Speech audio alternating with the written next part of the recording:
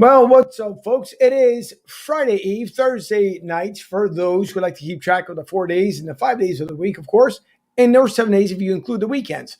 So it's almost here. The weekend's almost here, and tonight is episode 41.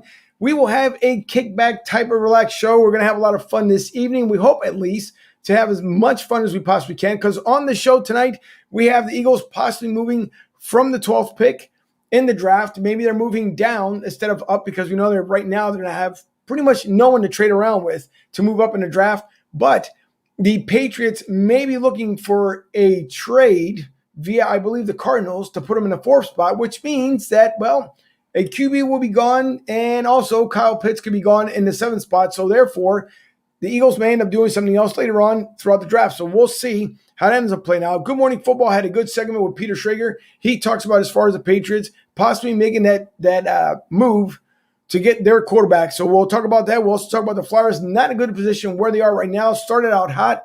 Now they're declining. Of course, playoff time is coming around not only for the Flyers, but also for our Sixers as they start making their push now into the playoffs. They play 10 of 19 pretty much almost in a row. So we'll see how the Sixers end up playing out. And also, Phillies the hot start from the Phillies. We'll get into that and many more things. And we always say, please feel free to comment during the show because we want to have a lot of fun with you guys and girls out there viewing the show. So, and one more thing, which is big, Fuji is back with us tonight. And we haven't seen him in a couple of weeks because, again, the whole Alaska thing. Well, anyways, he'll tell you about it because it's Fuji.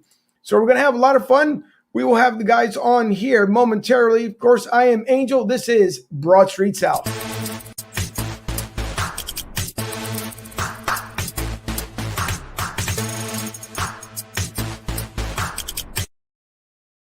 And thank you to everyone tuning in tonight. We do appreciate it. Of course, we cannot get things done, as I will flip the script here in a moment, without, of course, our sponsor, Fans of Philly. And if you want to visit our website, of course, you can go through broadstreetsouth.com and or straight through fansophilly.com, where you guys can make a getaway purchase for the Phillies, Flyers, Sixers. And am I missing anybody? The Eagles. Yes, because they're coming up very shortly. So Fans of Philly, they're going to be traveling out to Vegas, to different places, Denver as well. We're waiting for the NFL schedule to come out so Fans of Philly can put up their stuff up there. So you can reach out to Joe at fansophilly.com versus his email. You can also call 610-617-5171. I'll get the number correctly because I know I probably butchered that number. But again, you can go to fansophilly.com. You can also go through, as long as I can share my screen here, I'll bring it up here momentarily. You can go through our website here, as you can see, through broadstreetsouth.com. If you click on the link right there, Fans of Philly, you can reach out to Fans of Philly. Book your trip today with fansofphilly.com. And also Last Out Media, who loves to coach us. And we have tons of fun with Last Out Media with John Crichton, Vince Quinn, and John Barchard. You can also click on their link so you can see if you want to become a better broadcaster, do all the good fun stuff that we do here on a weekly basis. Also, along with the audio side of our show, if you guys and girls did not catch it, that is on Tuesday nights, but we release it Wednesday morning at 9 o'clock. And go back and listen to the Hot Topic one this past week that we had on. So you can do it right here through the RSS feed. If you scroll up a little bit more, you'll see it on iTunes, also on Spotify. And that's about all the stuff that I need to explain, at least for the moment. So we will bring on everybody here, but it's been a long time since we've heard from this one gentleman, and I'm pretty sure he's missed his intro. So without further ado, it is Vito Corleone.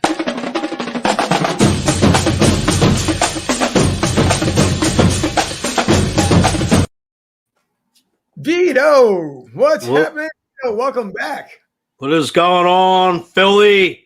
What is going on, fans? What is going on, Mr. Martinez?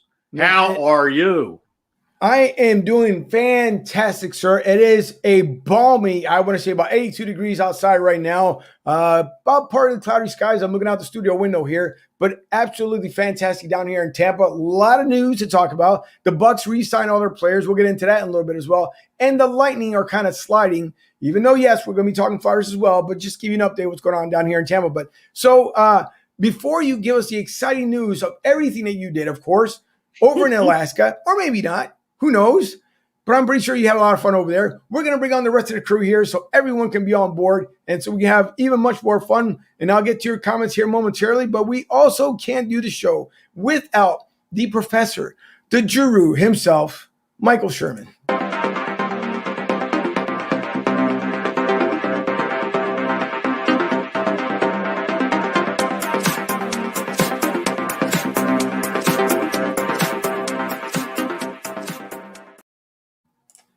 It is the professor. How are you this evening, sir?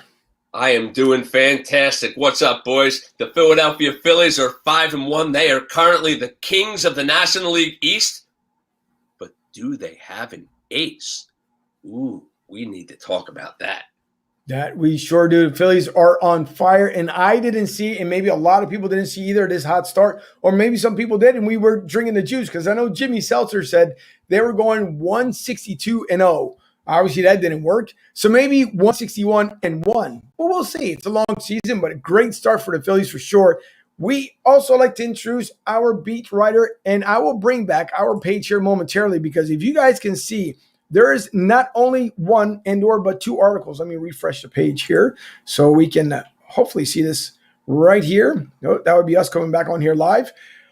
The MLB All-Star Game gets removed from Atlanta. This article, if you guys click on where it says read more, it's an absolutely fantastic article by our beat writer, Nicholas Lisi. He did an amazing job with his first article. The second one pretty much knocked out of the park, no pun intended, MLB All-Stars. But great job by him. And of course, you guys, as we said before, you can watch and view our show on BroadStreetSouth.com. If I flip it back here, you can see, hey, by the way, there's a mirror of us up there. So you can see the show right there.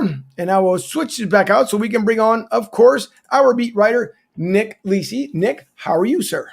Angel, I'm doing great. I'm super excited to get this show started, and we got some great plans coming up for the All-Star Game, so be tuned for that. Decided to write that article about the All-Star Game. It's a good time writing it, and I can't wait to write my next one.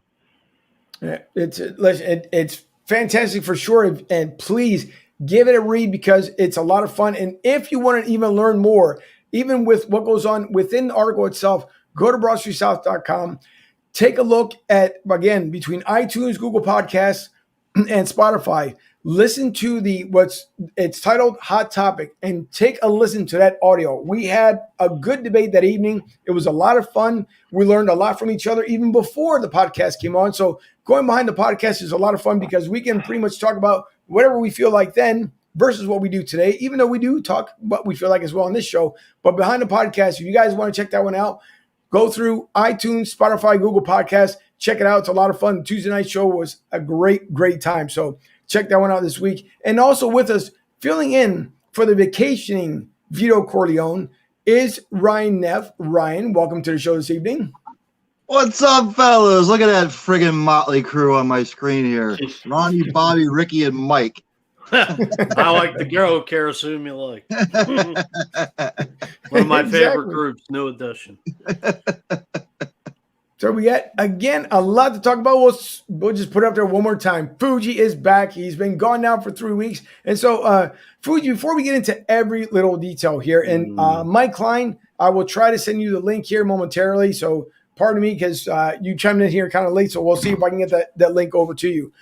So one thing that I will say is that Fuji was nice enough. Now, I did mention before we were going to ship him out to Afghanistan, but because he needed his, COVID protocols, his, documentation, he needed the mafia with him. We couldn't make it happen. So we decided to send him further west and out to Alaska, where he was freezing a little bit for us. But he found out that field hockey team may not have been. We lost Sherman. I'm pretty sure he'll come right back. That field hockey team, of course, may have been, maybe they were there, maybe they weren't. So, Fuji, do you want us, just fill us in exactly what's been going on with you for the last 3 weeks? And, I'm pretty sure the fans are interested. Well, I want to thank everybody for my birthday wishes last Wednesday. I had COVID for the last 2 weeks, my family and I, so everybody's better. Good thing is I lost about 10, 15 pounds, which I needed to do, but some minor symptoms, and I'm COVID free now. I'm feeling a lot better than I have been. So I want to thank everybody for the get well wishes. Miss being on the show. Miss you guys again.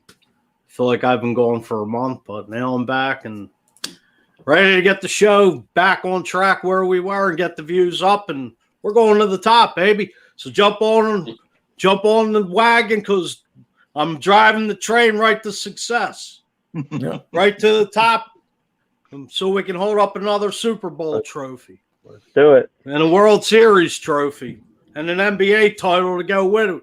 Joel Embiid, Ben Simmons, and Tobias Harris, led by Doc Rivers. Get ready. The Sixers are on fire. We could see it, man. They got 19 games left, if I remember correctly, before the end of the season. They got a 10-game push, which is going to be extremely hard, but the Sixers can do it. I'm pretty sure Doc Rivers is the man to get Sixers finally over that playoff hump that we need, that we've been waiting for the longest. Instead of being eliminated in the first round, hopefully we can make it to the second one, but we shall see. So we'll get into that a little bit later on. There's also Joseph Stinger. Hi from Florida. Joe, thank you for joining us. We do appreciate it, of course, Tom and Ducky as well. And Joe says also, don't forget the Stanley Cup. You can't forget it. So don't forget about the Flyers. Even though the Flyers right now, Joe, is not too good. Tampa Bay has probably a better chance right now than the Flyers, because Flyers would have to bounce back from the basement in order to make it. So thank you again, everybody who joins us. And we also found out, of course, we kind of teased it on the Tuesday night audio show, but now that it's out there, we did find out that Nick's roommate, Trevor Lawrence, is actually getting married this Saturday. So Nick, I know he heavily decorates his room back there, with the whole Kansas City stuff. And we hear that maybe he have met his idol. I'm not too sure. That, again, those are rumors. It's all swirling around. No one knows. But, he's been out there. I'm pretty sure he's getting ready to get married. So what's the feeling like out there in Clemson with knowing that Trevor is no longer on the market?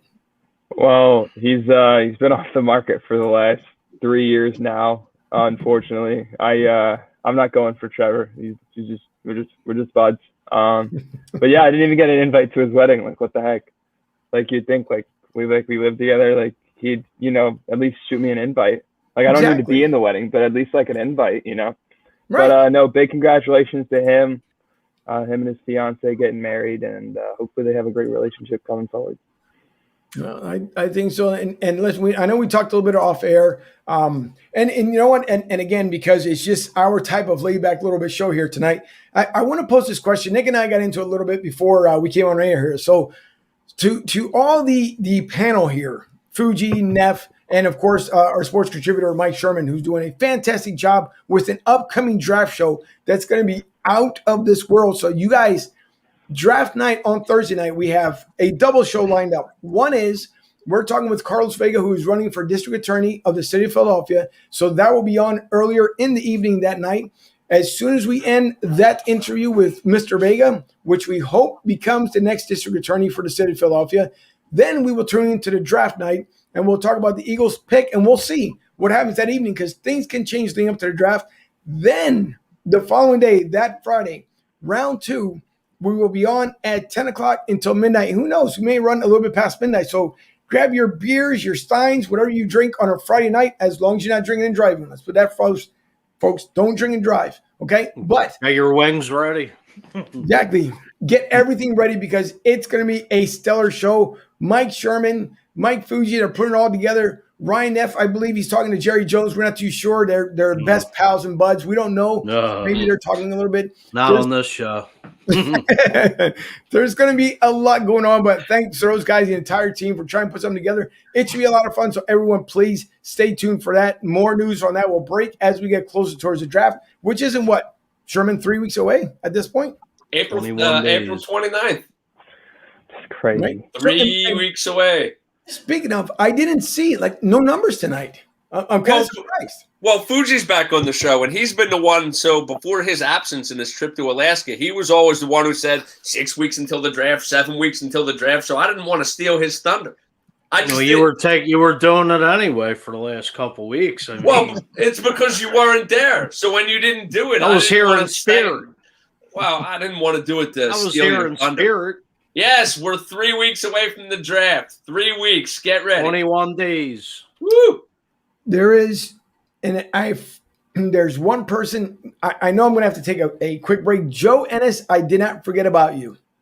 Momentarily, I did, but I will send you the link out momentarily. So Joe Ennis, and I'll bring him on. Hopefully, he's listening, and he's over on the West Coast.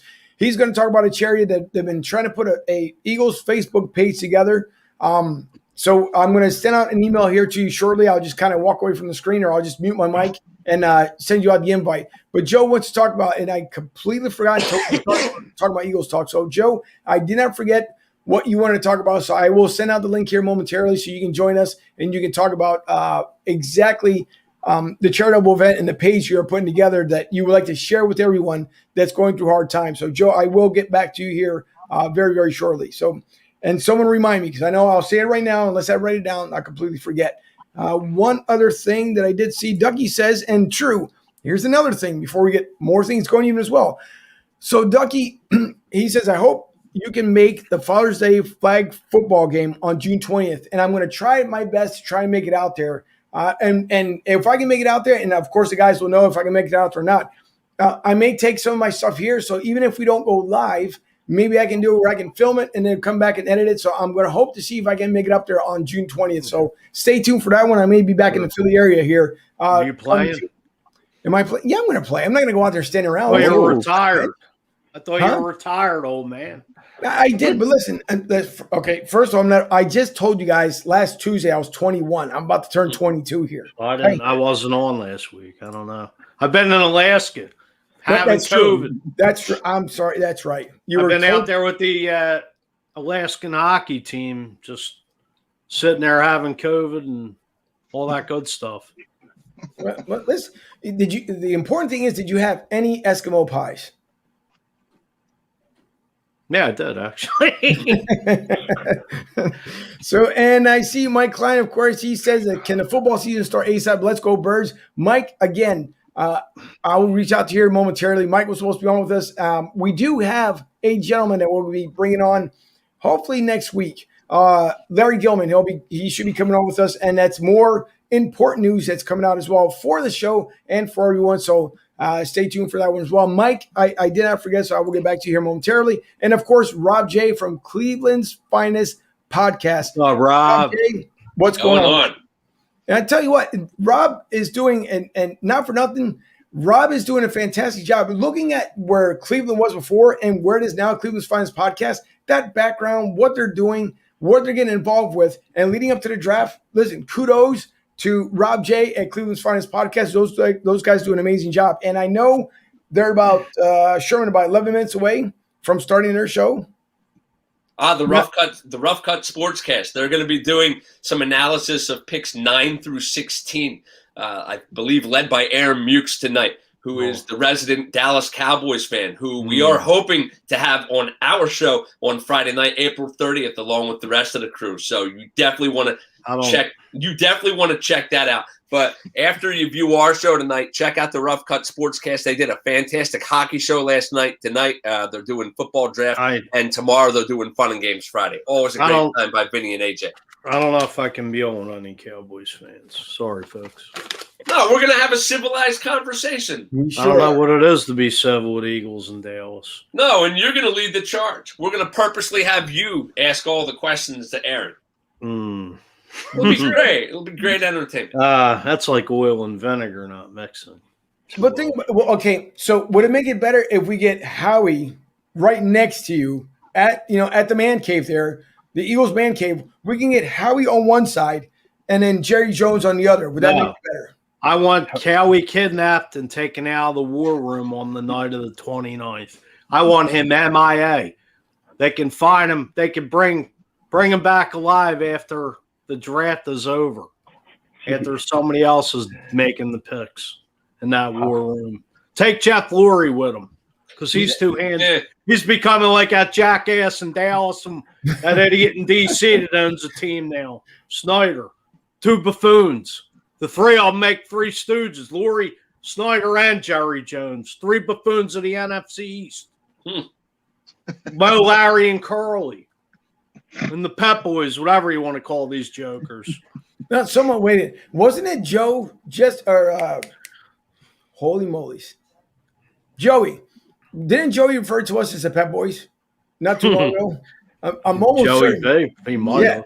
Joey I'm B. almost certain. Manny, Dougie Mo, says- and Jack. There you go. It'll be nice to film the game. I'm going to try. Oh, and by the way, so Ducky, if you want to be a coach right now, and Ducky, you can answer me here as I'm talking.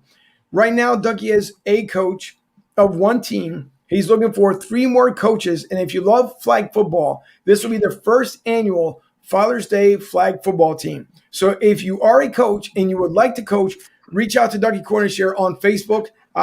We'll be putting some flyers here together here very, very shortly. Of course, my schedule is very tight, but I'm going to help out Ducky here so he can get a big push for this flag football game. And it's going to be in Jersey also, if I remember correctly. So, Ducky, if you're still tuned in, let me know. But I believe you are looking for 3 other coaches. So if you are a coach and you like to have fun, teams that would like to play, you can trash talk and do whatever you want to. Just don't hurt each other for the most part, because there is no pads or anything else. It's just flag football. But reach out to Ducky Cornish and let him know, because he is looking for, last that we spoke was 3 more coaches, and hopefully he'll tell me here momentarily. So again, there's a lot of stuff that's going on. We know Eagles had just signed Millville, New Jersey. There you go. So you just answer me at least with Millville. And Ducky, let me know if you're still looking for coaches so we can put it out there. So Millville, New Jersey will be the location for the first annual Father's Day flag football. And that should be a lot of fun. Hopefully I'll make the trip up north here, so I can go out there and just showboat with everybody. I'm not showboating because my knees will probably end up giving out before I do anything else. But that's another thing. Fuji, though. Fuji, I think you should come on. I think you should go and play.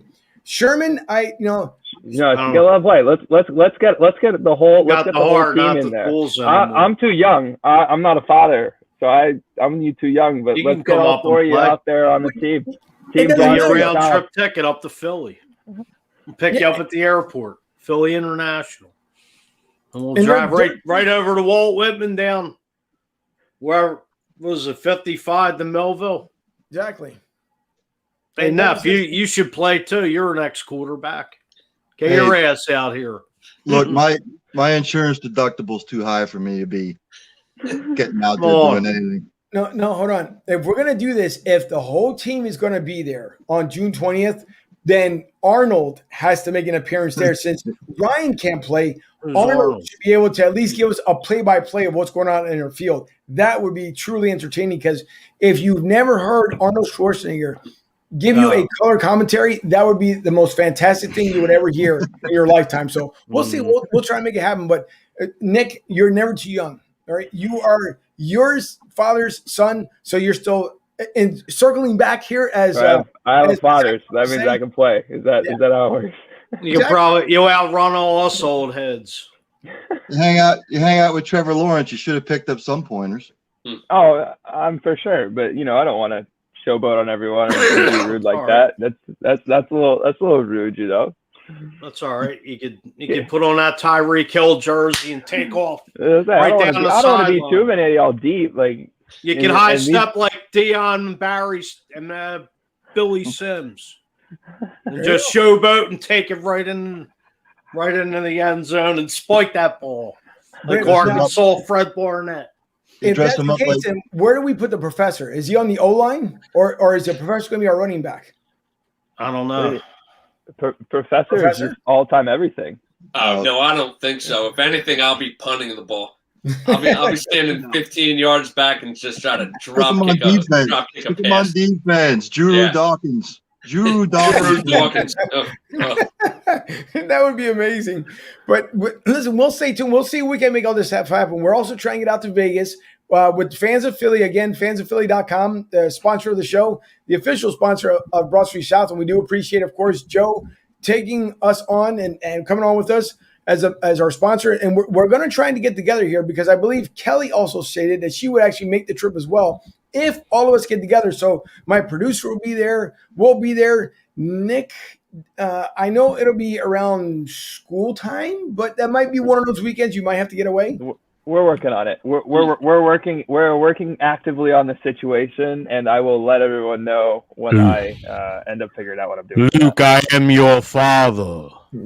So we're gonna see. Vegas is a lot of fun. So my producer and I, Debbie, of course, she's in the next room making sure the audio and everything looks good.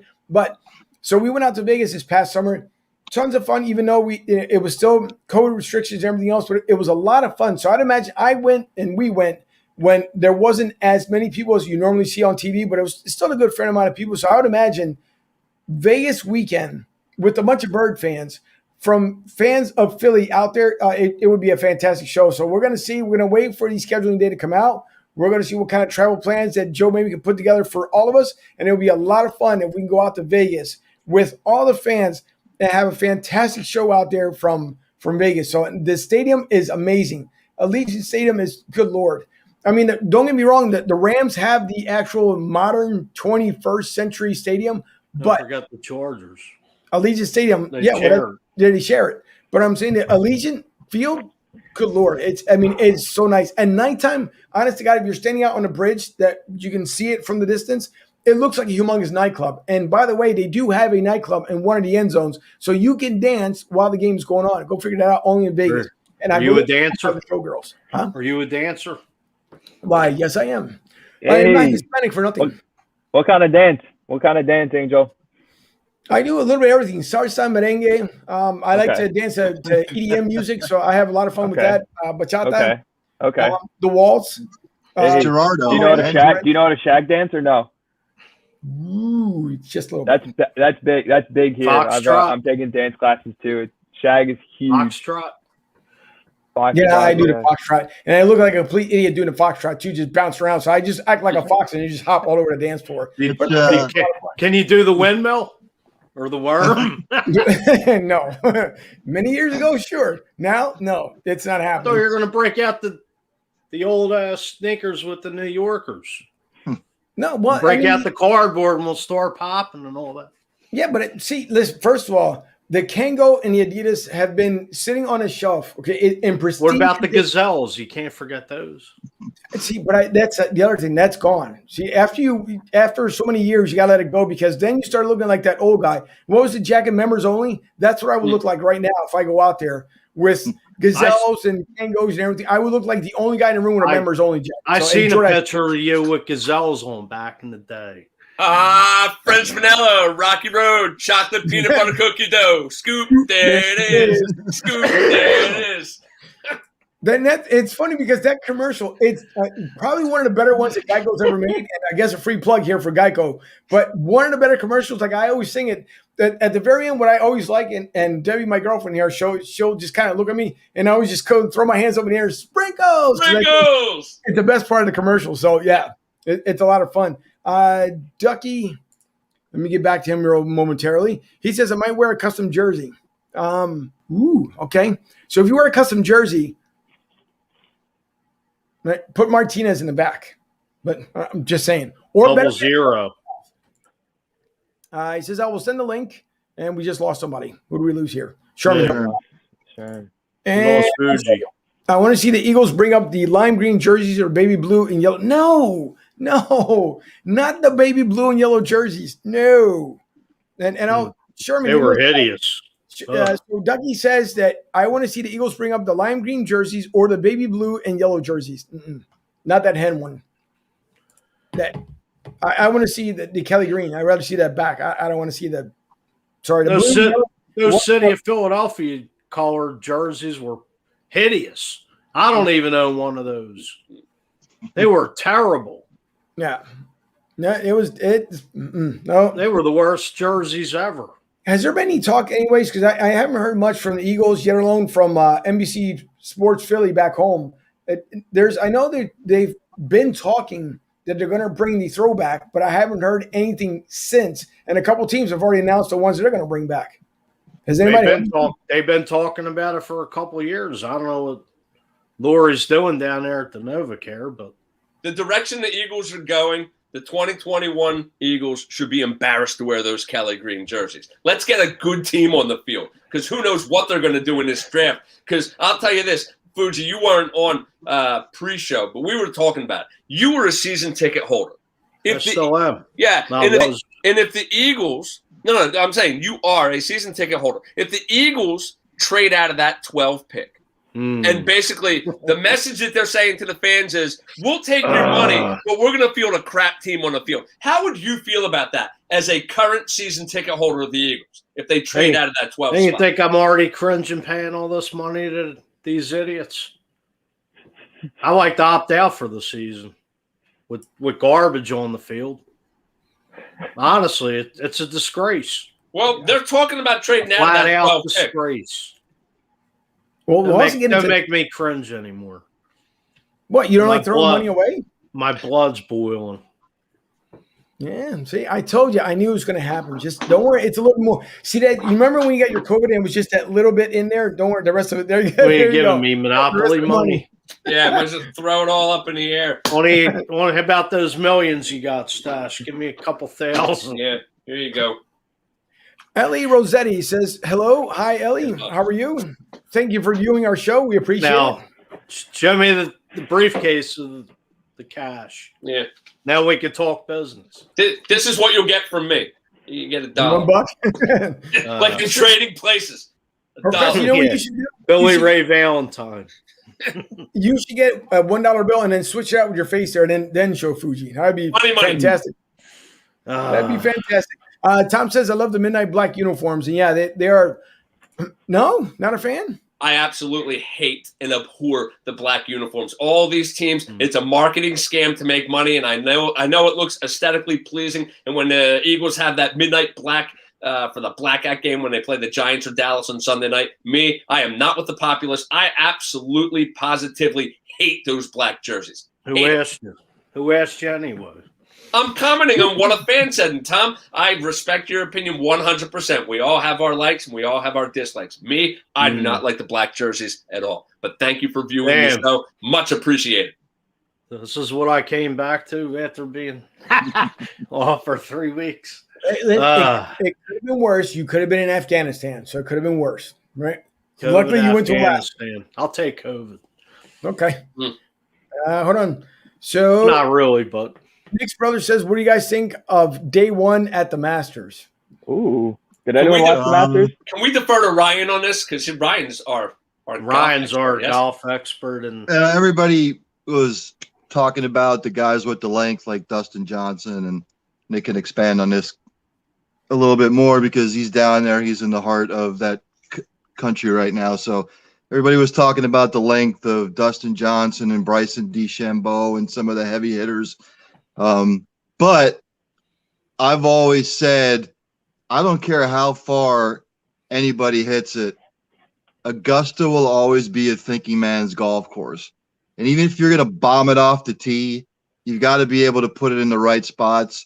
You know, even if you hit a bad tee shot, you've got to be able to put it in a spot where it's not going to like penalize you all that much. And Justin Rose today, from what I saw, he shot a 7 under 65 today. Now the front nine, it was almost like he was trying to get a feel for the course and the weather because I know it was windy. The wind picked up later in the day, but it's all about course management down there.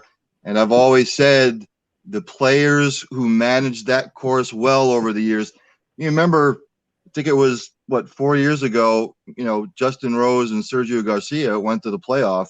Justin Rose always seems to play that course well because he's a course manager. He just takes what the course gives him. And, Dustin Johnson shot +2. I don't know what Bryson DeChambeau eventually shot. I know at one point he was like +5. So even like Tiger Woods when he won his first Masters, overpowered the course, and then they Tiger-proofed it. But even Tiger Woods, as he started getting a little bit older, realized that he sort of had to manage the course because of the whole Tiger proofing thing. So he had to rearrange what he was doing. So all these big hitters, there was a lot of people that struggled today. I mean, a lot of people that struggled with the conditions.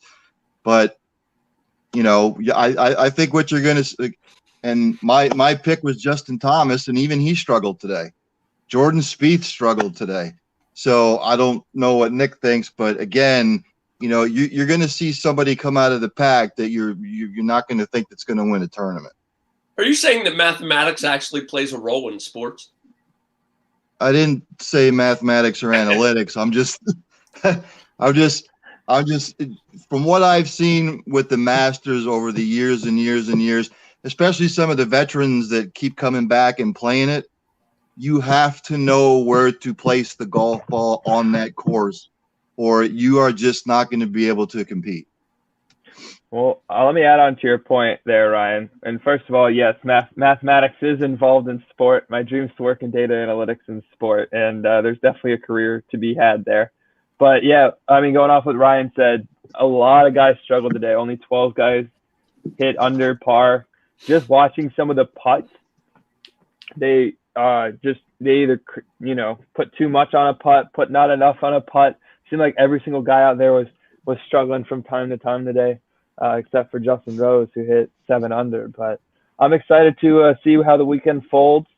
I definitely don't think Justin Rose is going to stay in this lead for too much longer, just based on how everyone else has been performing, and I think he'll end up having an off day. But it was a good first day. It was a solid first day, and tomorrow should be another great one. No,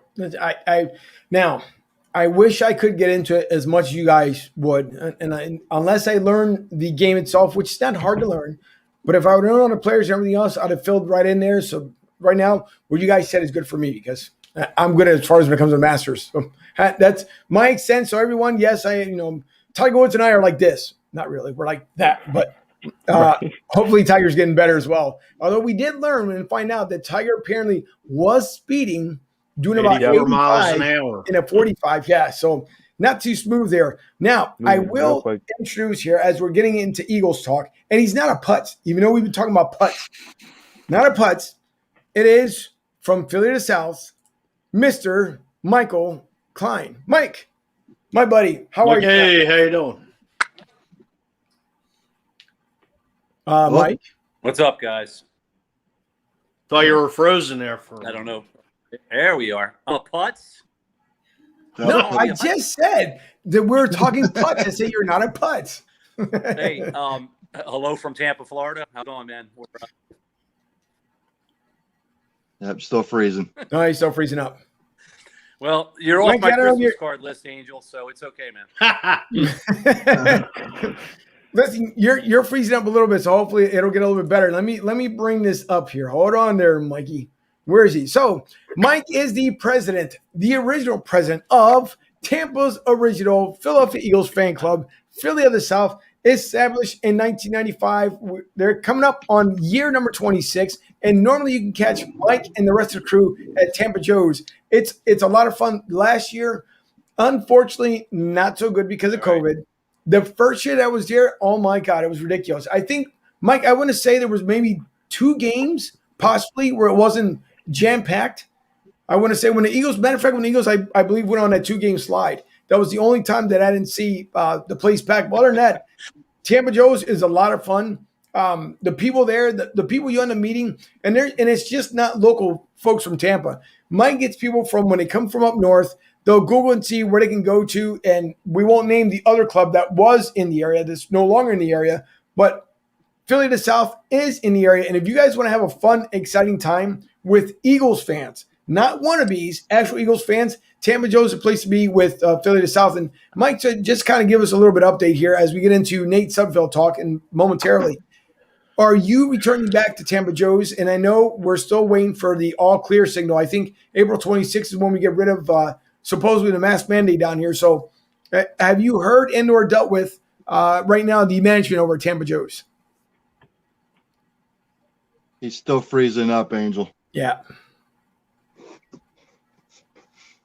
He may have to come back on his computer.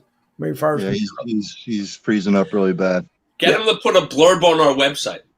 BroadStreetSouth.com. See what happens when Fuji comes back. Yeah, things go wrong. Bearded wonder. That's right. Moses. Yeah, but you guys were telling me you miss me and you love me and all that. Was that all a bunch of lip service or? No, listen. Vito, you should know. The Godfather never gets replaced. Never. Of course he does. He doesn't get replaced. Okay, not. It's a 22 in the back of the head or a pair of cement shoes hanging with Luca Brazzi. Listen, It's back in the day. Now we just send a horse head to you on FedEx. I mean, we don't deliver it anymore because we got to stay away from each other. But What am I, Johnny Fontaine? AKA Frank Sinatra. So I've got to ask this question though, too, because Angel mentioned it before. No. Does anybody really give a rat's ass about Nate Sudfeld? I don't. No. Really? The third string bum. I had no idea he got traded until Angel said it. Yeah, he got signed by the 49ers. Let Greg Ward be the emergency quarterback. But does that mean the Eagles are going to take another quarterback? No. It means No. they're going to Not high. take Justin Fields at number. You know how Straight many up quarterbacks and- the Eagles have on the roster right now? We're a quarterback factory. Oh man, Who? it would be disastrous. AKA. You know how many quarterbacks you need on an NFL roster? 3. So that means they need one more quarterback. I still don't think teams – it's been quiet like the last week, but I still don't think teams are wheeling and dealing before the draft comes up. I just don't. It's quiet now, but Yeah, I but guarantee what about you- the day? What about minutes leading up to a pick? That's when the wheeling and dealing usually gets Yeah, done. come on. Didn't you watch draft day? That's how it works all the time. Oh, the hell – Where the hell you been, my man? I don't even care about the draft until draft day actually comes in. I listen, could care less. I could care unless it's something big that happens before the draft. I don't care until draft day actually hits. And then let's be honest. Fans only care about the first 2 or 3 rounds. Then they tune out. I don't. I like the whole draft. Mm-hmm. Fuji's It's a all, real one. it's all I like to see what Fuji's these built. schleps are Yeah. taking.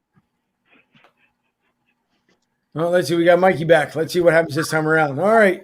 So are you done with your satellite feed? Listen, just because now I could say you're on Putz streaming network because what in the world, man? What's going on here?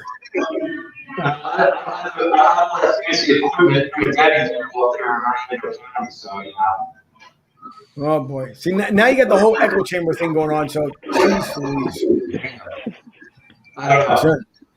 All right, well, okay. Well, you know what? Just be in the background and thumbs up or thumbs down, one or two, because unfortunately your echo is coming in pretty bad. So anyway, so the question was before you sign off. Now we're getting to see the whole house here. This is great.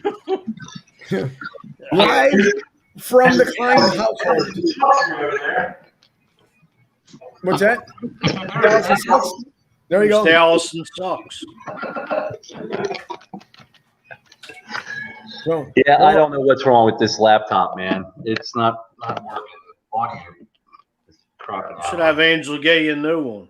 Yeah. Expensive to the Broad Street. Get right on that. Is it made in, Yeah, but- was it made in Mike- Philly? in actuality, it was supposed to be the other way around because I thought Mike had some news tonight himself. But so if anyone's going to get a laptop, it should be the other way around because Mike has some news. And Mike, what is your news for this evening? I have no idea what you're talking about, brother.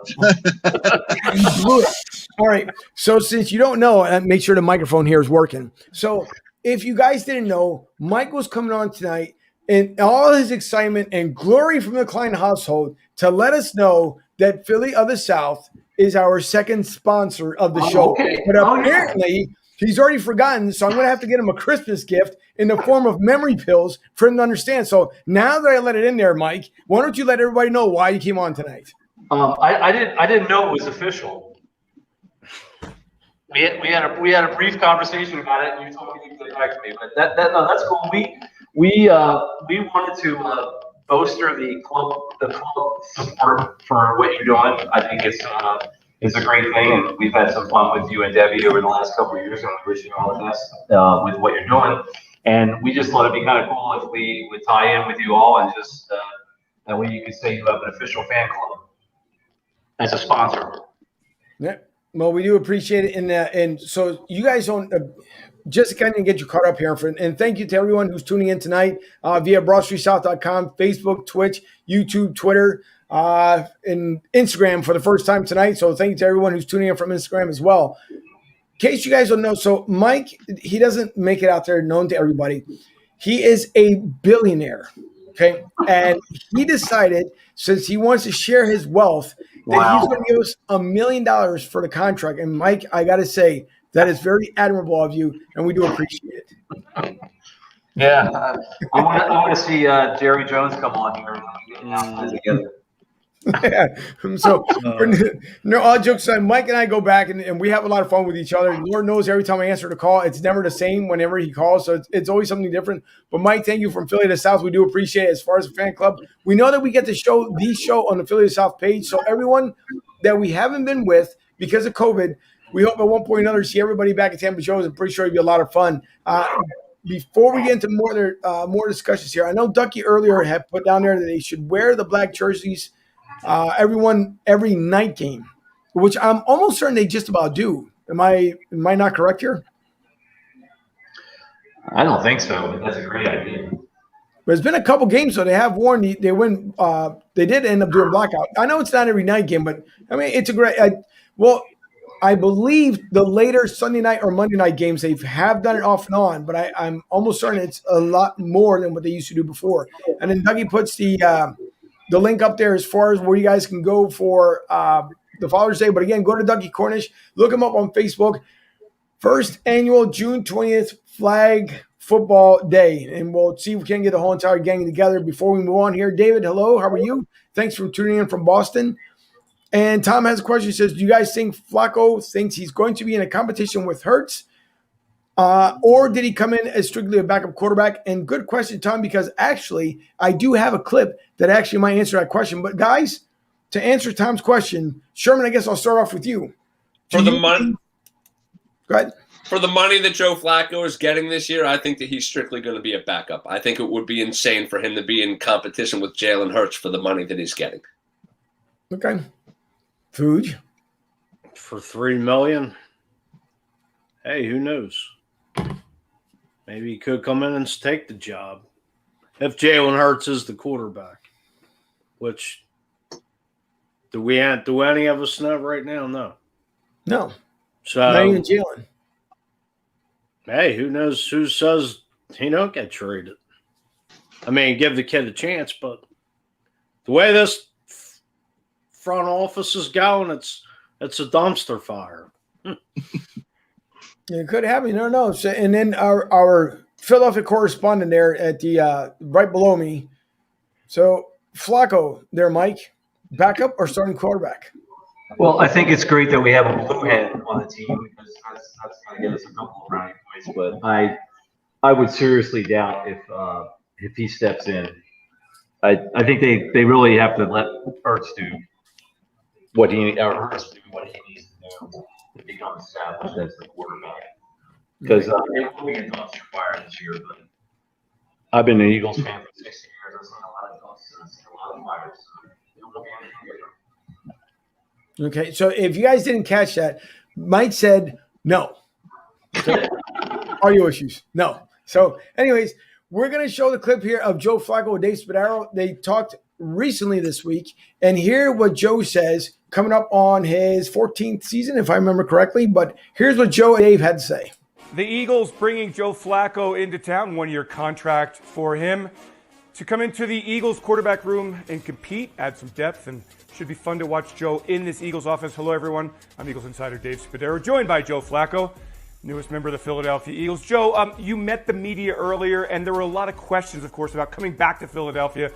It didn't seem like it was going to be that big a deal for you, just from the sense of you grew up in the area and now you're coming back to Philly. Can you kind of elaborate on that? And I mean, you've seen everything in your career. What is this moment like for you? Well, I'm excited about it. And listen, I mean, it's tough for somebody like me to show my excitement. It's just not who I am. But I think it's going to be a really cool opportunity. I'm excited about being home. I know there is a lot of excitement, amongst my close friends and family about it. So it's going to be a pretty cool opportunity.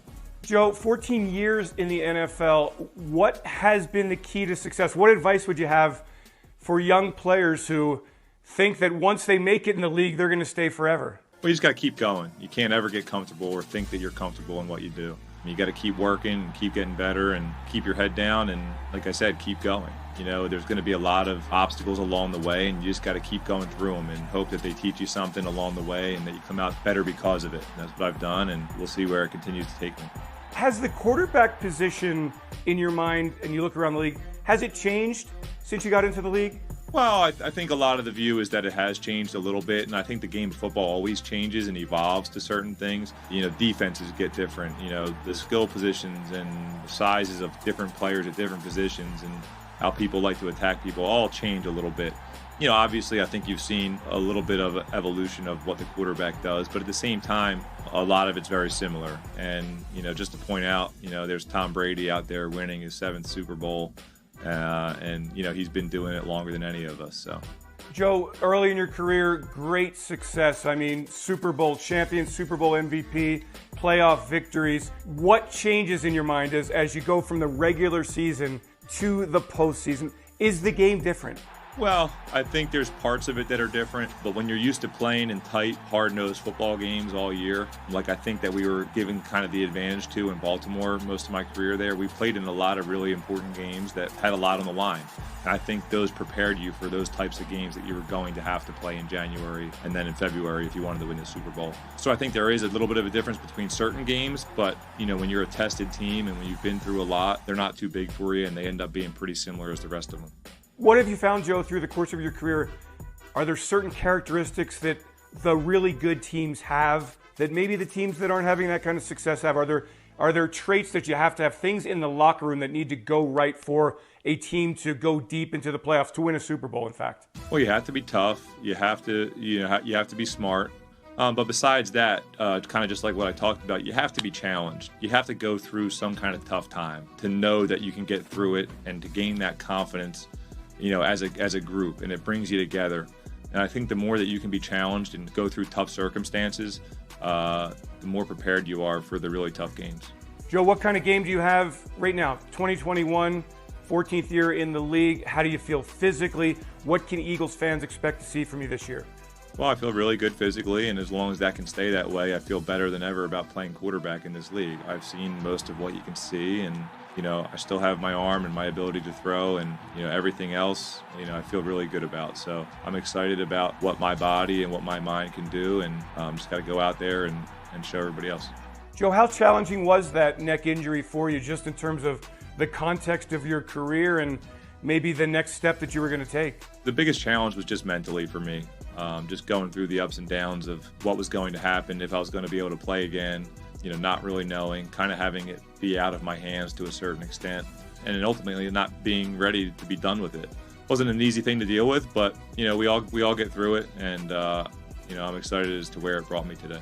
You met with Nick Sirianni, you met with Shane, you met with the coaches, you walked through the NovaCare complex. What kind of vibe did you get from that environment? Yeah, I feel like everybody's excited. I feel like everybody's eager to kind of get football started and get going to work, and I think they're excited about what the opportunity may be and how this season's going to turn out. So you could definitely feel that around the building, and it makes you ready to go. And Joe, your mindset coming into this situation? Listen, I'm here to play football, and that's my mindset. I can't wait to go out there and play football and compete with the guys and have a lot of fun and see where this season brings us. Joe Flacco, thank you so much. Welcome back to Philadelphia as a Philadelphia Eagle. Looking forward to seeing you in 2021. I appreciate it, Dave.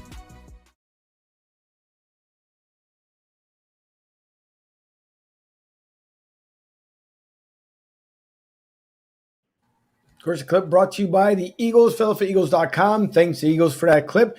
And Joe Flacco, everybody can see he looks pretty good. I will say he looks like he's really comfortable in a position where he's going to be at. It doesn't seem like he's going to ruffle any feathers. And I know, I like, originally I was like, you know what, maybe not. But if you're looking for someone with some better leadership, someone that can possibly help out Jalen Hurts, as we're all trying to figure out if Hurts is actually going to be the one that's going to be a starting quarterback, I don't think it was a super bad move, I guess, by the Eagles. But then again, who are you going to bring in with this salary cap issue that the Eagles are trying to still move money, get certain players in here? So I guess, Sherman, I'll start off with you. Joe Flacco, right now with Dave Spadaro, it looks like he's set and his mindset is clear. He knows what he needs to do here in Philadelphia. Is he the right guy, at least for some veteran leadership for Jalen Hurts, if Jalen Hurts is our starting quarterback? For veteran leadership, absolutely. But as Ryan had said on the previous show, if Joe Flacco has to play meaningful quarters in games for the Eagles this year, then the Philadelphia Eagles are going to be in a lot of trouble. I'm sure he'll be a great locker room presence and he'll be a good mentor to Jalen Hurts, but he's aging. He's battled some injuries. I know that he has the Super Bowl ring on his resume, but if he has to play meaningful minutes for the Eagles, I think that the Philadelphia Eagles will be in trouble. Okay. Ryan? You know, like Sherman said, like I said in a previous show, he's on the downside of his career. Now, the veteran leadership, if he wants to mentor Hurts on what to do in certain situations, that's a fantastic move as far as I'm concerned. But, you know, he was on the downside in Baltimore. They got rid of him because they went with Lamar Jackson, because Lamar Jackson was the future. He couldn't cut it in Denver. So, again, if Hurts, there is no way in hell that Joe Flacco will start for the Philadelphia Eagles. He's not going to beat out Hurts for the starting quarterback position. If he does, I'll eat my shorts. All right. It's just it will not happen. And again, the only way Flacco's going to see time if it's a blowout in the fourth quarter and the Eagles are up a lot, or Hurts goes down with an injury.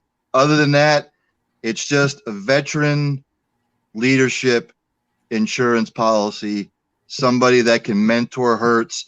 You know, Hurts if he gets into certain positions where he makes a mistake, you know, Flacco could pull him off to the side and say, look, this is what I saw. What did you see? You know, this is what I saw. What were you thinking?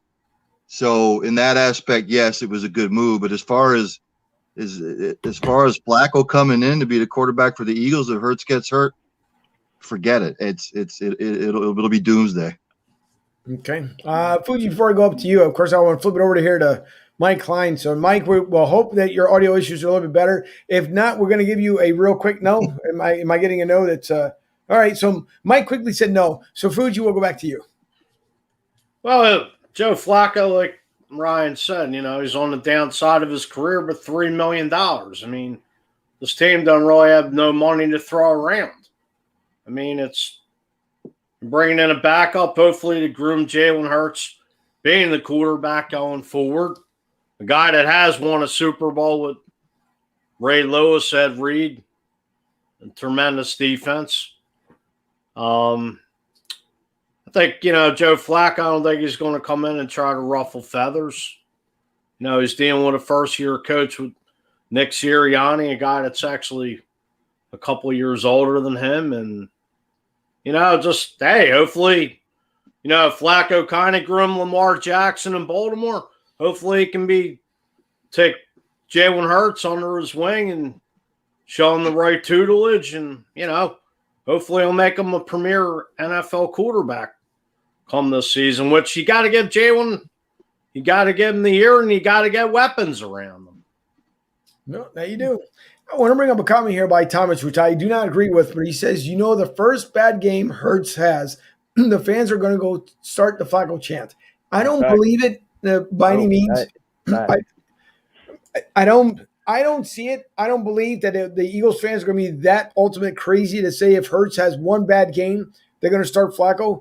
I don't know, but Nick, you're about to say something, and Nick may agree because, again, not an Eagles fan here, but he is our beat writer. Go ahead, Nick.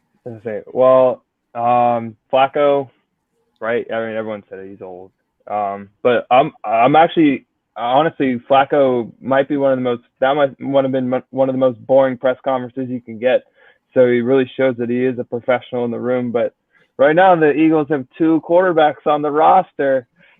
Could we see a third rookie quarterback enter this Eagles roster so that Flacco can mature them even more? Maybe not a first-round pick or a second-round pick, but a late-round guy like Jamie Newman, who I wrote about in my first article, or maybe a late-round guy like Kellen Mond. You know, you never know. You never know with these guys. You never know with the Philadelphia Eagles, man. They love their backup quarterbacks, and I think Flacco's going to be a nice addition. But he might be a third-string quarterback. Well, you don't know. I mean, the Eagles got 11 picks, so they could either maybe trade for another quarterback or possibly take a quarterback later in the draft, which I wouldn't be shocked, period. Why not? Bring out all the competition you can. Exactly. To be a smartass, we're a quarterback factory. That's true. You think with all the picks that they've acquired that they're actually going to go after another quarterback? Who's calling the shots, shots? Yes. All the problem. Who's making the picks? Yeah. All the problems that they have defensively and on the offensive line and receiver wise, you can't tell me that they're going to go after a quarterback. Well, you need 3 quarterbacks on a roster. So, yes, I wouldn't be surprised if they take one. Why not? Look who's calling the shots behind in the war room. It ain't John Dorsey. He went to Detroit. It ain't Joe Douglas. He's up the turnpike. Maybe you want to go dig Vince Lombardi or Buddy Ryan up to do the job. I bet you their corpse could do a 10 million draft picks better than this dud. Don't get me fired up, my man. For the last couple months, all I've heard you guys talk about was they've got so many holes to fill. Now they have all these picks. They do. Now they have all these picks to try and fill those holes. Why are they going to go out and take another quarterback when they have all these other holes? It's the Eagles. It's the brain trust. It's the brain trust of Roseman.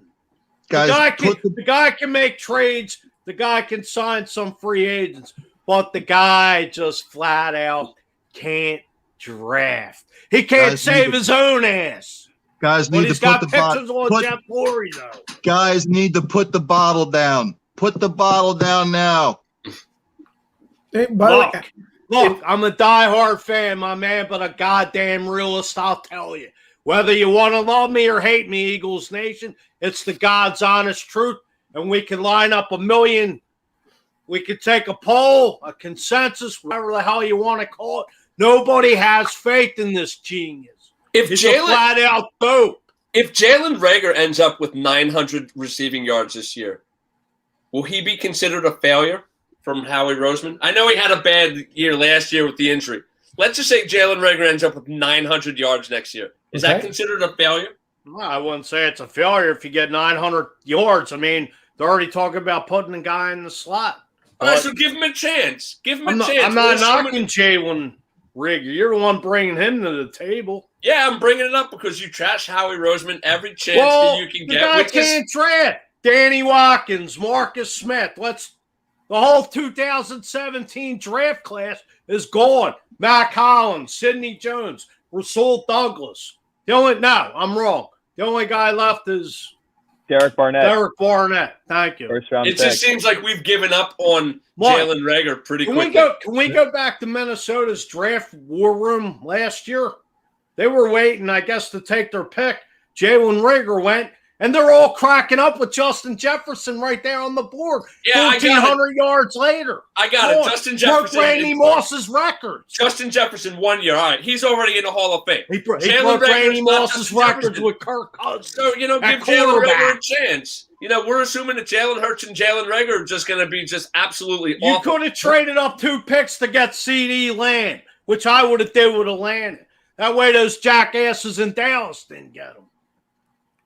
Well, just wait until Jalen Reagor, you could have probably gotten a 3rd round. Well, just wait until Dallas undercuts the Eagles this year. I know we had Mike Kay on the show last year, and he said to not worry about it. But you know what? The Eagles are going to be eyeing somebody up at 12, and Dallas is going to get that player. And if Dallas doesn't take that player, then the Giants are going to take that player. And all we're going to talk about on this show for the next 4 months, September, October, November, and December, is like, why did the Eagles have to go down from 6 to 12? And now we're going to look at Dallas and the Giants with players. Why do you think I have no faith in this draft this year? I could give a rat's ass right now.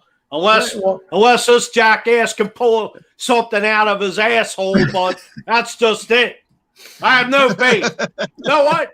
I'll say this. The Eagles draft this year, I'm waiting for 2022 with $80 million under the cap because all they can do is go out and buy talent. Let me ask Angel and the other Mike, the third Mike that's below him. That's the truth. This team can only go out and buy talent. They can't draft. What's the matter? As Eagles fans, I'm going to ask the question to Angel and the mic below Angel there on the screen. God. Why, if this is the case, if all the fans are bitching about Howie Roseman and X, Y, and Z, Why do you think that Howie is still there? Because he's got pictures of Jeff. I didn't ask you. Because apparently Jeffrey Lurie is really infatuated with Howie Roseman. He actually believes that Howie Roseman has been doing a good enough job to hang around to not let go of him yet. Now, what I believe is that Jeff will talk once again to Howie like he did with Doug. Unfortunately, Doug is no longer here. But he will have a conversation with Howie and tell Howie, listen, this year, just for Fuji, you have to knock it out the park when it comes to the draft. Because if you don't, I will have Fuji come down to the link himself, go straight into your office and let you go. But for me, it's one of those things that Jeffrey Lurie has had the actual conversation with Howie Roseman. And basically, if Howie was doing such a horrendous job, and we know he doesn't draft well. I get that, Vito. I understand it completely. We know he doesn't draft well. Howie hasn't come out and said it, but he knows he can't. But I believe Jeffrey Lurie knows that this year, specifically, if Howie does not do a good enough job, he'll be gone. So that's my take in it. When pigs fly. When I look out my window and see pigs with wings fly. Maybe the cow jump over the moon, too. Seriously. So I concede my time to Mike Klein. I think that that Jeff is in love with Howie. It makes no sense why he hangs out, but thank you. Yeah, it's he did win a Super Bowl. To be fair, I know, but he did win a Super Bowl. What did you done for me lately? You're only as good as your last at bat, man. Remember that. Right. Well, yeah, that's true. Before we get into more of the rant, of course, the next hour is brought to you by not only Fuji's Rant, but also Fans of Philly, the official sponsor of Broad Street South.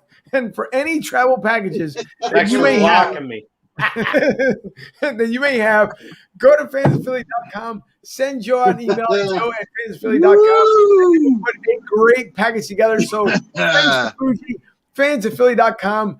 Anything you need with your travel package, including Fuji himself going out to Vegas, because he will put it out there. I want to be that guy signing up on the website, booking Vegas. That should be me up there. Take a picture. I'll be smiling like.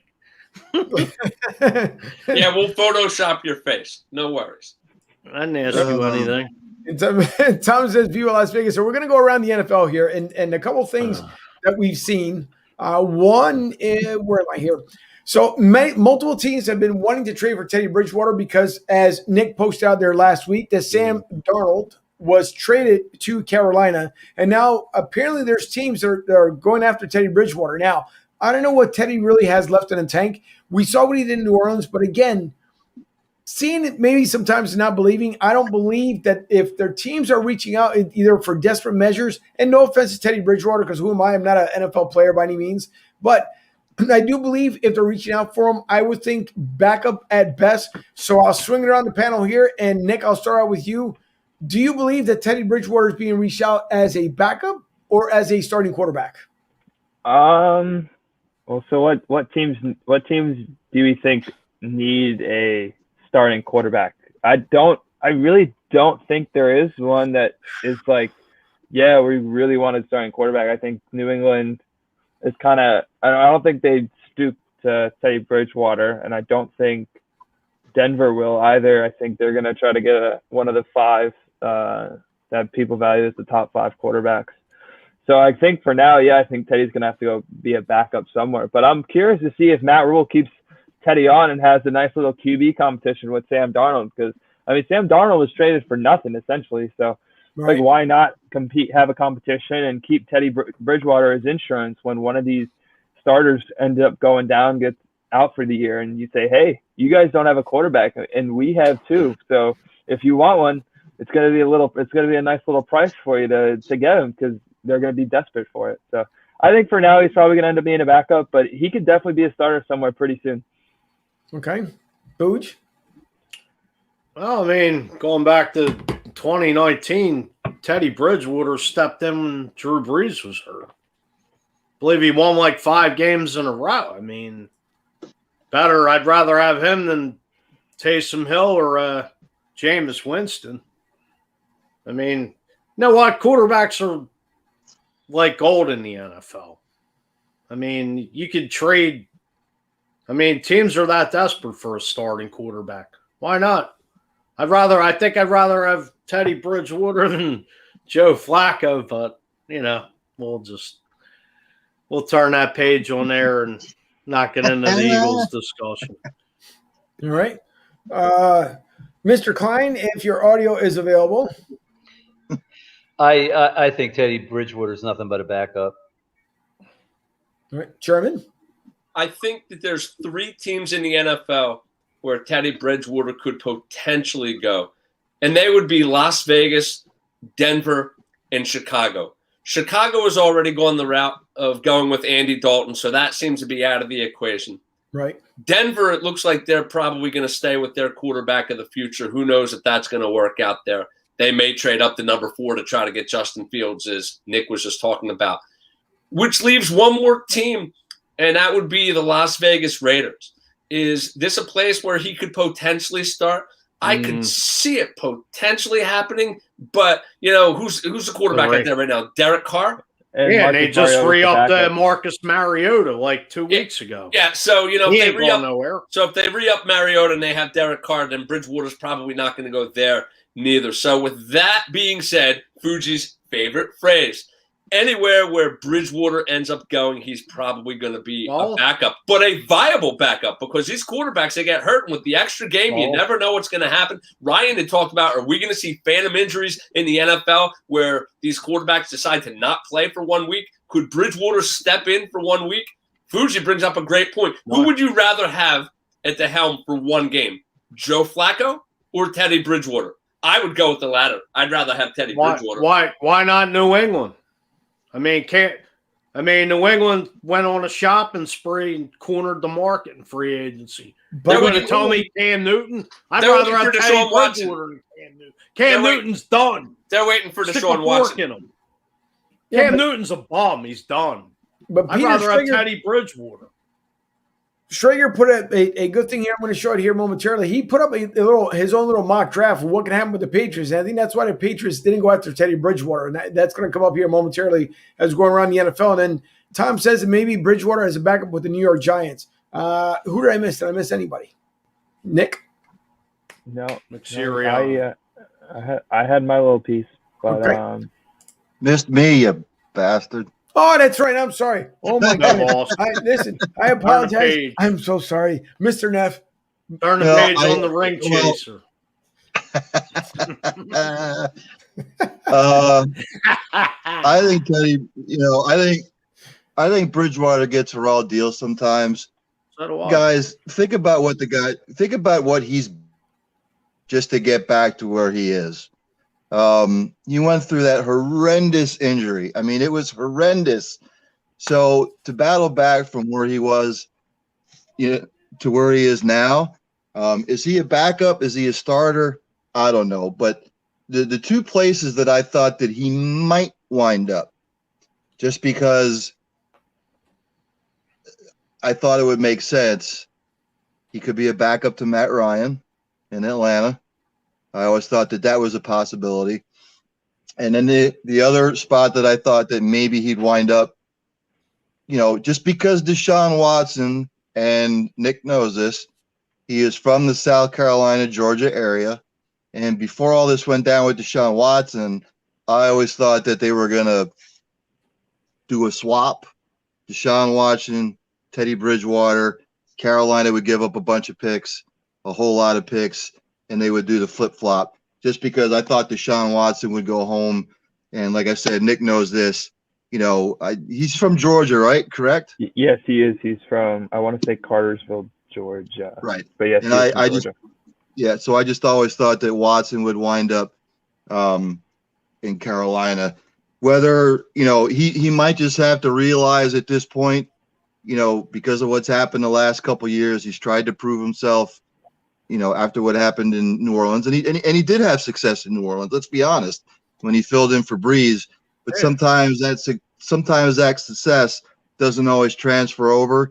He might just have to realize, you know what, I might just have to resolve myself to the fact that I'm just going to have to be a backup for now until I get the next opportunity. So, I think that he would be a fantastic backup to Matt Ryan in Atlanta. He doesn't have to go far. He could just go down the road. So whether he starts in the NFL ever again, I don't know. I can't answer that.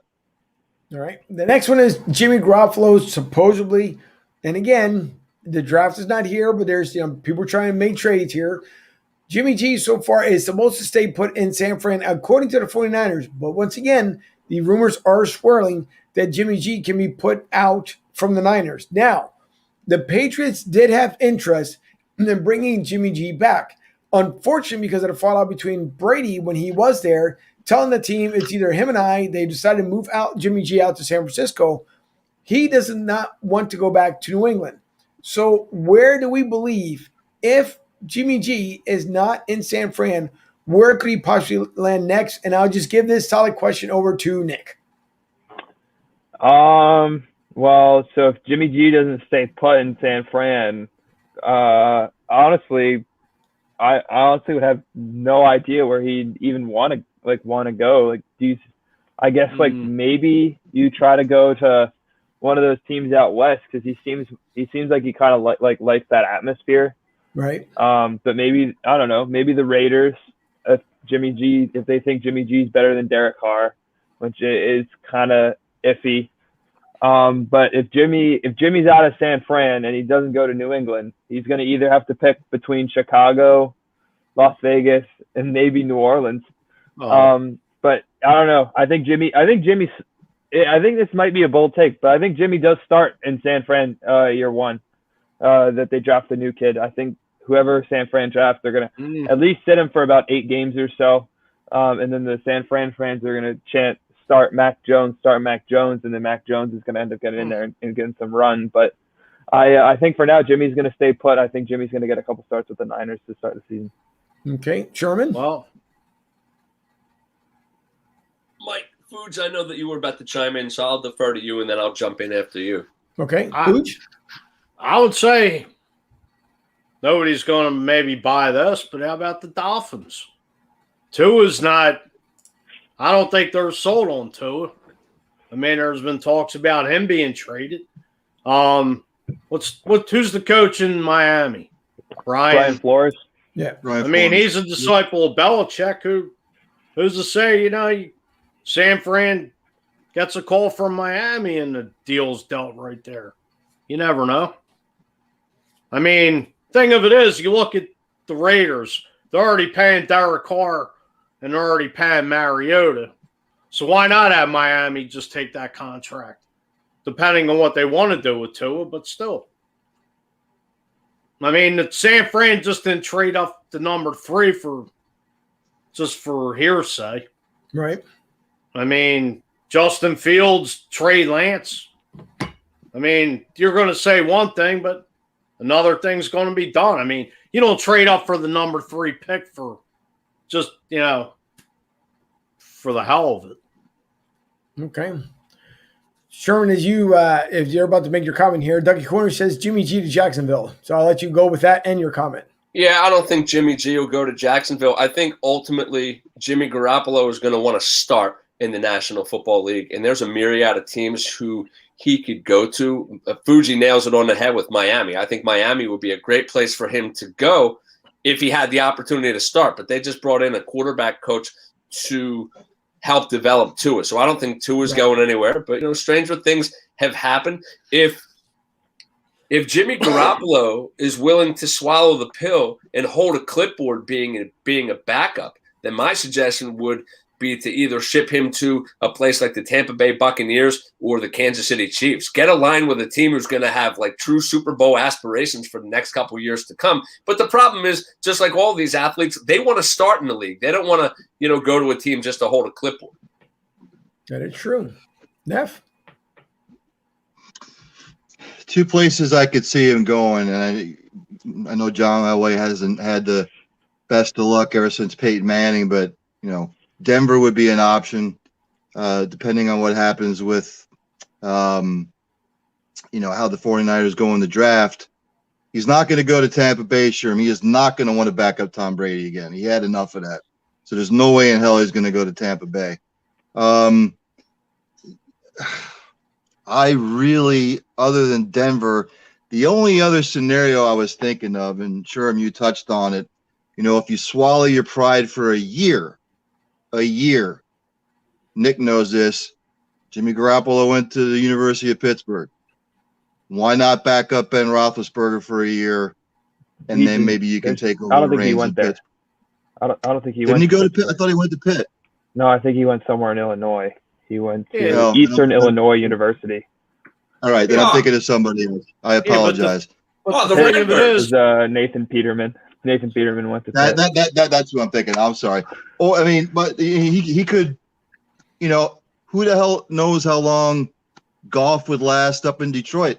No one is thinking maybe Goff will last all that long based on what happened with the Rams. So why not go back home or the Bears? He's from. well, He went to school in Illinois, obviously. So because let's be honest, guys, Andy Dalton is not a starting NFL quarterback. According to Yeah, Bears, but he is. yeah, but they're Well- paying Dalton $10 million, and they got Nick Foles on the hook with all that money behind them. Unless Nick Foles gets cut June 1st. Then I would Jimmy G say in Houston. because of Well, the they picked up Tyrod Taylor as an That's insurance true. policy for Deshaun Watson. That's true. just I could see Jimmy G in Denver. I really could, to be quite honest with you. I could see that too, Ryan. I mean, again, a lot of movement and shaking. One never knows where he's going to end up. One thing here that we saw, and I talked about it a little bit earlier. I know we only have a couple minutes left here on the show, but so Peter Schrager from Good Morning Football came up with his own mock draft, and it's a quick clip that I'm going to show you. It's about maybe 2 minutes and some change into it. But they're talking about if the Patriots make a trade and who would end up getting there would mean that the Eagles will be out of the Kyle Pitts sweepstakes. So I'm going to bring it up because if you don't bring it up, then some people, whoops, wrong one here. And make sure the audio comes on here. So this, of course, as I have to put out the statement, it is via public networking. So the NFL Network via Twitter, as you can see here on the screen, it has Good Morning Football, just to make sure we don't go fall under any copyright strikes. So this is available on a public domain. And yes, I have to put out the long statement to make sure that the show continues on. So I want to show here from Good Morning Football the mock draft that they came up with if the Patriots decide to make the switch to number 4. The biggest eye-popping move right there is a Patriots logo at number 4. Here is the hypothetical trade that my brain has mustered up. Justin Fields for the 15th overall pick, the second-round pick this year, a first-round pick next year, and a third-round pick next year. It's a haul, but it's not crazy if you're the Patriots. What do you think, Kyle? New England finally doing it, going up and getting the quarterback of their future. It's not crazy, but you are, Peter. And we say this every spring. I want to make sure everybody at home knows. There are many mock drafts. Many of them, I'm sure, are great and will be turning out right. We believe in the Schrager mock draft. Why? Because most mock drafts are made by people watching film and scouting, and they become who they think the teams should take. Peter's is based purely on contacts. He does not watch film, and his mock draft is based on who he thinks they will take. That said, Peter, you're a wild one for this one.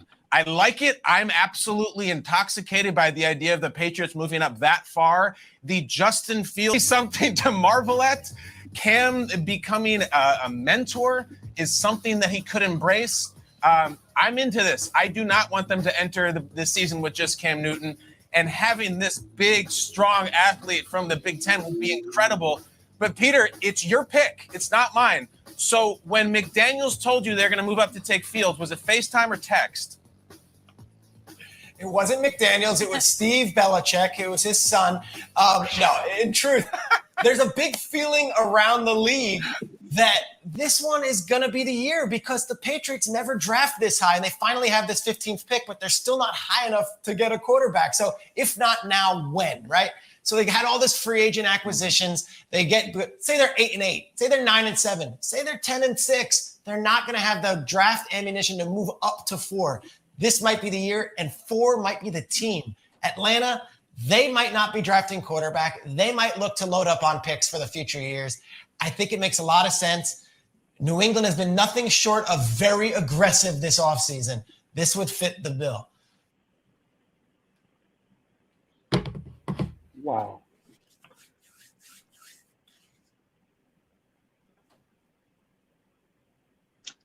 You're muted, Angel. Oh, sorry, I can't hear you. Yep, I had to do it, unfortunately, because now you hear a bunch of clicks in the background. So you hear the interesting take there by Peter Schrager, Nick, and he talks about the Patriots possibly moving up to the number 4. Do you see the Patriots doing this according to his mock draft? Absolutely not. Bill Belichick, the highest Bill Belichick has picked in a draft is 10, I believe. Or actually, no, he selected Richard Seymour 6 in 2001. It's the highest he's ever actually picked in a draft. There's no way he's going to trade up to 4 and go try to get Justin Fields. And that proposed trade, Bill Belichick's got to give up, 4 picks, 3 picks? Bill Belichick doesn't give up picks like that. You know, he's very conservative with his picks, and I think that he'll end up staying where they like 14, 15. I think he'll end up staying there and just picking the best defensive player available to help the Patriots move forward. All right. Mr. Klein, I do see you bounce your head like a bobblehead there. Do you believe that would actually make a move as well? No, I think I think that San Francisco is going to take Fields. He's so much better than Mac Jones when you look at him on paper, and I think that's what they moved up for. So he's not even going to be there at 4. All right, Sherman? Yeah, I agree with Klein 100% that I think San Francisco is going to take Justin Fields at 3. On paper, the proposed trade, I absolutely love it. Roll the dice if you're New England, take your shot. And I know that Belichick is pretty conservative when it comes to picks like that. But you know what? For once, roll the dice, take a shot at Justin Fields. But there's one problem. I don't think Justin Fields is going to be available because San Francisco is going to take him at 3. So I'm right on board with Mike Klein with that 100%. All right. Neff? Yeah, there's no way New England's gonna pull the trigger on that. It's they have the team that they want. They were big time involved in free agency. They went after the people that built Belichick that they thought that they needed. Justin Fields, 99% sure he's going to go to San Francisco. There's no way Atlanta's going to give that up. Everything that I'm hearing, Atlanta's really high on Kyle Pitts, or they're going to go defensive wise, because we all have seen that defense over the last couple of years and how pathetic that it's been. But that's what I'm hearing. Either Atlanta's going to stay put and either go Pitts or they will go defense. But there's no way in hell that's not what the Patriots do. They're not going to give up that many picks just for a quarterback that's really, other than 1 year, is unproven, to be quite honest with you. All right, Vooch.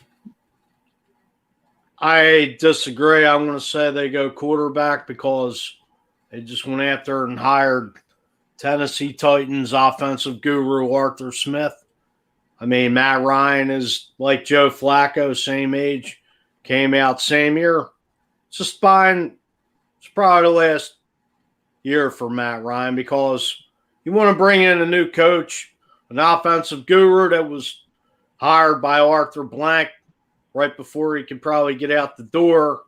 I mean, you want to bring in a fresh rookie quarterback and, you want to start a quarterback, head coach, you want to start a new regime, you go fresh.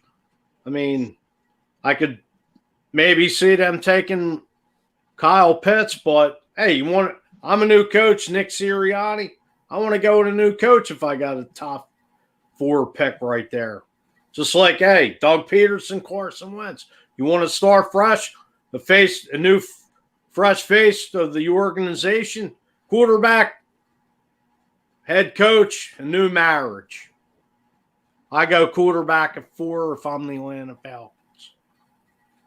All right. Well, listen, again, many things can happen. We shall see. And for those who live in the Tampa area, the current Super Bowl 55 champs here. The Bucs re-signed the entire roster. For those who want to care, hey, listen, we're going to go around the league. We got to talk about everybody here. And the Bucs re-signed the entire roster. The only one they're waiting on apparently is Antonio Brown. So big news out of Tampa Bay. And we'll see. No, I'm pretty sure they're going to make another run here for another Super Bowl title. But we also talk about the Flyers, and the Flyers seem to be going in the wrong direction. And it's sad to say that they are, because if you look here on the standings, the Flyers are in 6th place with a record of 18-15. After starting so well in the beginning of the season, they continue to slide backwards. The Caps are waiting to see if their actual goalie will come back. They got to get cleared by the Docs. And the New York Islanders are looking to trade, I do believe, and I can't remember for the life of me, the player that they want from the Flyers. But Flyers are going backwards. Lightning are also going backwards.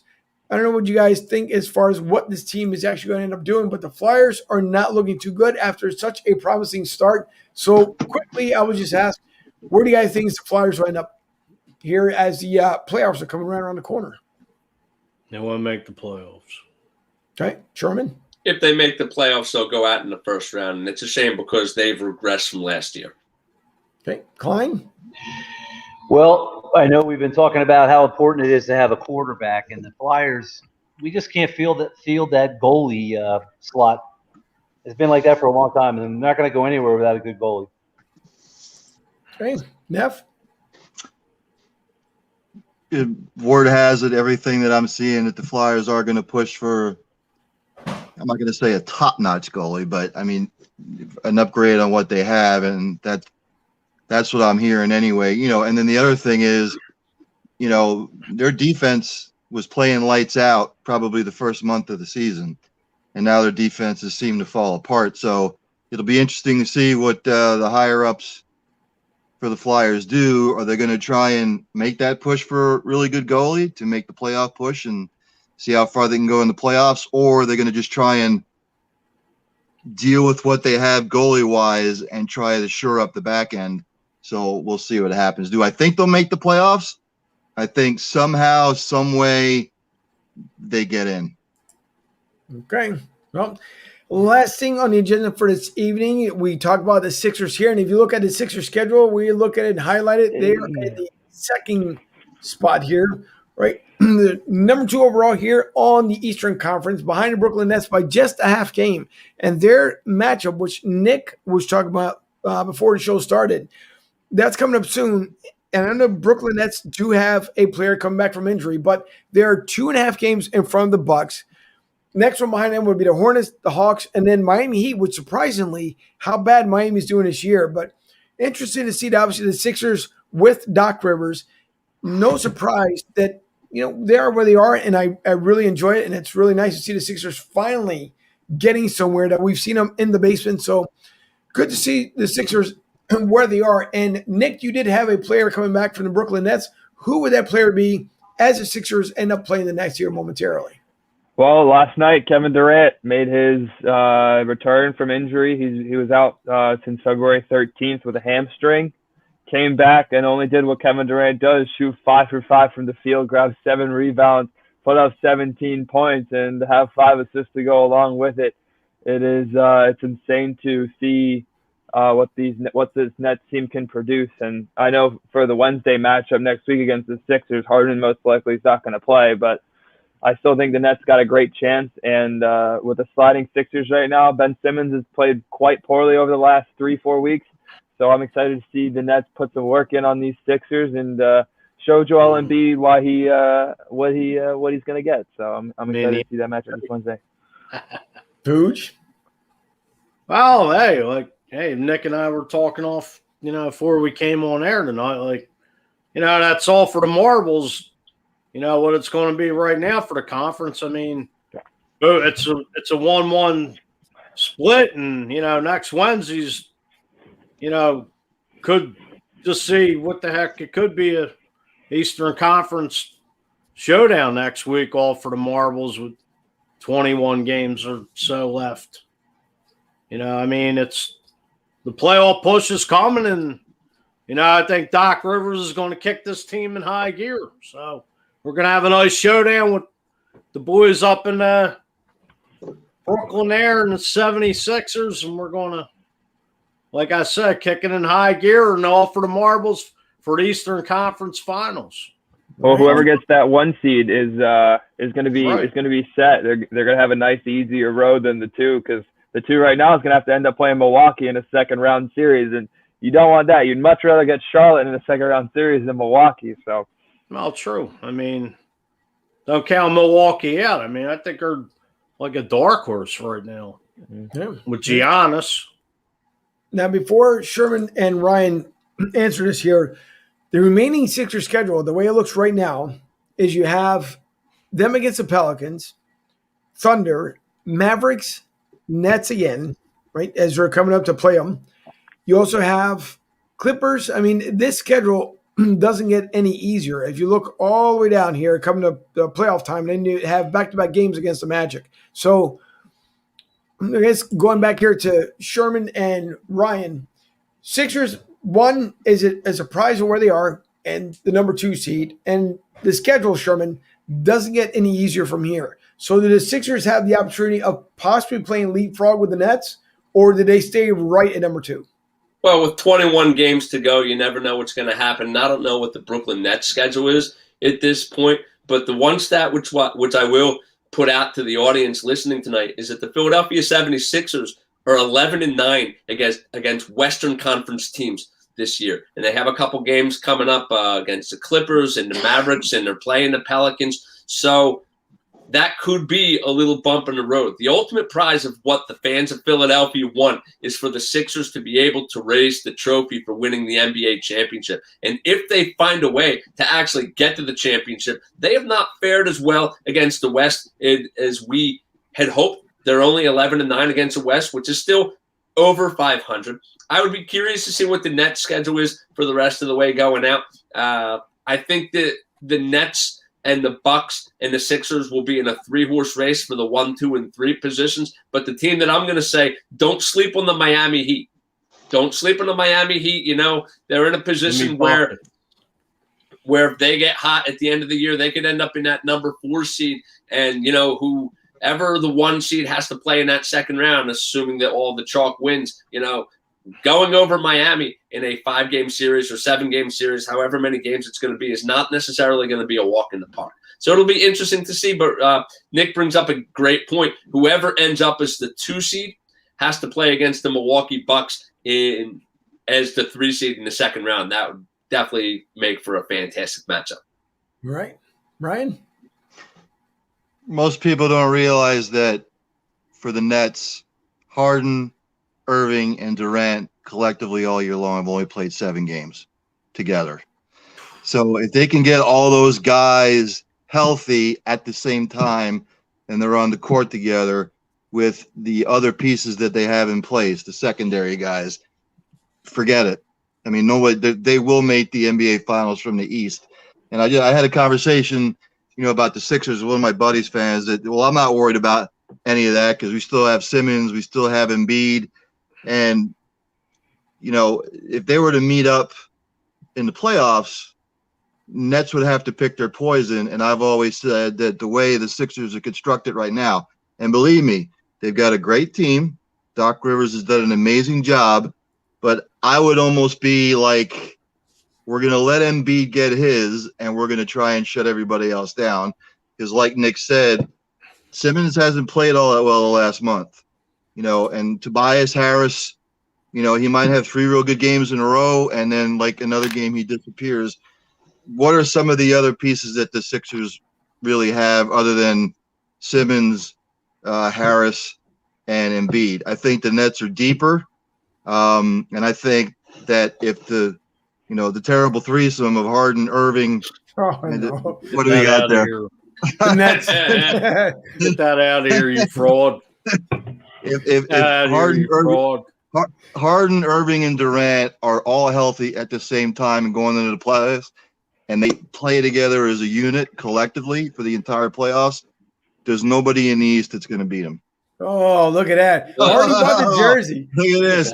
What's Can this? I Already Like burn bought the that? jersey. Wasn't that long and he already bought it. Can I Third or burn that, fourth- you stinking fraud? This is a third or birthday fourth gift. show and he's getting cocky. Third or fourth show and he's getting cocky already. There we go. For entertainment purposes only. Love it. You can bet me for a case of beer, my man. My pick. Listen, I I like thank a nice everyone. expensive case of beer. I thank everyone for tuning in tonight, especially everyone from Instagram. I hope you guys enjoyed the show. We'll continue bringing on Instagram as long as we can get the link to work. But thankfully, hopefully tonight it actually ended up working. So thanks everyone who tuned in from Instagram and Facebook and Twitch. And by the way, guys and girls, please do not forget to subscribe over on our YouTube page as well, because you can view it, of course, through broadstreetsouth.com, and it's broadstsouth.com. You can view the show live from there. If you missed the show, you can watch it back on the replay on broadstreetsouth.com. So please watch it there. And I want to bring up, actually, before I bring up the comments, I'm going to bring the website back up here momentarily. So you guys can always, again, if you click on the RSS feed and you look for the show, other than Nick being up there, where is my show from the other day? There it is. So if you guys bring up, just to go with the article that Nick wrote, you guys link with the hot topic. It was a great conversation piece this past Tuesday. So please check it out. Or if not, I will bring the page back. Come on, bring it back. There we go. We'll bring it back. And you look for it again on iTunes and or Spotify. So look for it that way. Of course, we cannot forget as well, as I scroll down just a little bit more, Fans of Philly for the great job they do, the official sponsor of Broad Street South. We do appreciate Fans of Philly and Lifestyle Media for everything they do. If you guys are looking to become podcasters, if you guys are looking to do a better job as a broadcaster, anything that you would like to do in media relations, reach out to Lifestyle Media, lifestylemedia.com. Those guys do a fantastic job. And I will close it out with that. And I will also bring back a couple of comments that I did see. Ducky, before I show the other ones here, and it says, maybe you guys can play in my fantasy football league in August. We'll see. And also, Ducky, if everyone takes a look on Ducky Cornish's page, he does have a Father's Day flag football, as I'm losing my voice here, Father's Day flag football team game coming up Father's Day, June 20th in Millville, New Jersey. If you also are a coach, because he wants to have 4 teams together, he is coach of the first team. He's looking for 3 more coaches. So please reach out to Ducky. Hopefully we'll make the trip up there. Everyone that we see here, maybe except for Mike Klein. Mike can probably, matter of fact, maybe Mike could be coach number 2. We'll fly him up there in a private jet because we can do that kind of stuff here. So maybe we'll send him up there. So reach out to Ducky and let him know. Tom, thank you so much. And everyone else in there, Kyle, back to, and I'm very, very in the beginning here, Joseph Stinger, sorry. Thanks for watching in Tampa, and he does bleed orange and black. So we do thank him for tuning in. Also for Ellie, where was Ellie's name? Rossetti, thank you also for tuning in tonight. We do appreciate it. Tom says, great show today, guys. Dave also says, good show tonight, guys. We do appreciate it.